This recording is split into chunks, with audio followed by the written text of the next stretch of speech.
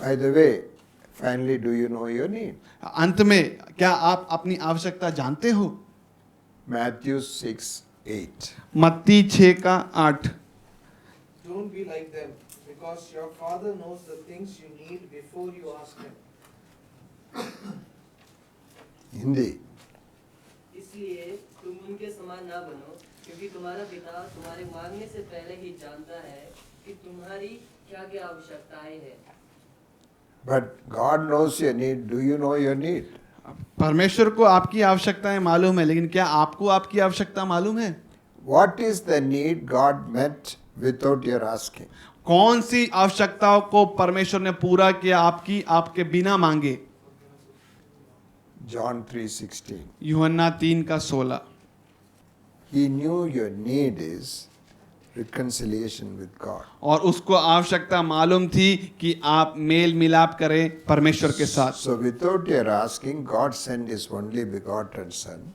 All those who believe Him will have eternal life. और आपके बिना पूछे परमेश्वर ने अपने इकलौते पुत्र को भेजा ताकि जो कोई उस पे विश्वास करे उसे अनंत जीवन मिले। That is your need. और वो आपकी आवश्यकता है। Restoration of relationship. और रिश्तों का पुनर्स्थापित करना। If an alcoholic who is addicted to alcohol, एक शराबी जिसको लत है शराब की, his need is another bottle. और उसकी आवश्यकता क्या है? दूसरी और बोतल। For Solomon, it will be another woman. और सुलेमान के लिए क्या होगा? दूसरी एक और स्त्री। That's his need. क्यों? उसकी आवश्यकता है। Is that your need? क्या ये आपकी आवश्यकता है? In our rebellious nature, we went away from God and we are controlled by the evil one and our eyes are blinded. और हम बलवा किए हुए मन में हम परमेश्वर से दूर गए और हम जो हैं अभी हमारी आंखों में पट्टी बंधी है। That we may not see the glory of the gospel of Jesus Christ. और हम जो है सुसमाचार की जो महिमा है उसे हम देख ना पाएं। Read from 11th chapter of Luke's Gospel, 11:21. 11:21। When a strong man, fully armed, guards his own mansion, his property is safe.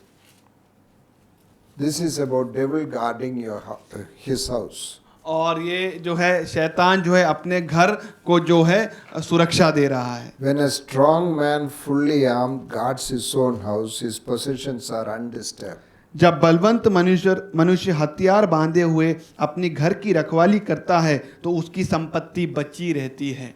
Remember, when any person is under the evil one, he has to keep him peacefully.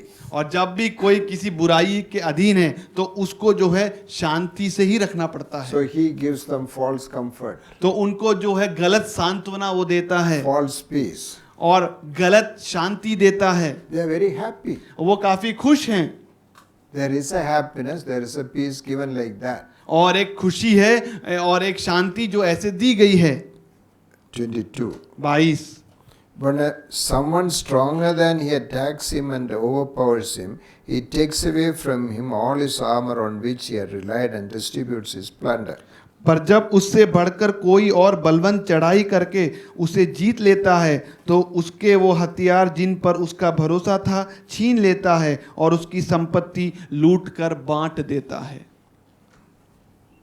Matthew 10:34. मत्ती 10:34। यह ना समझो कि मैं पृथ्वी पर मिलाप करने आया हूँ। मैं मिलाप करने नहीं, पर तलवार चलाने आया हूँ। God of peace is telling, I did not come to bring peace, but a sword. शांति का प्रभु कह रहा है कि मैं यहाँ पे मिलाप कराने नहीं आया हूँ लेकिन तलवार लेके आया हूँ। What will happen? तो क्या होगा? Peaceful house, there will be no peace now. शांति के घर में शांति नहीं रहेगी। What peace was there?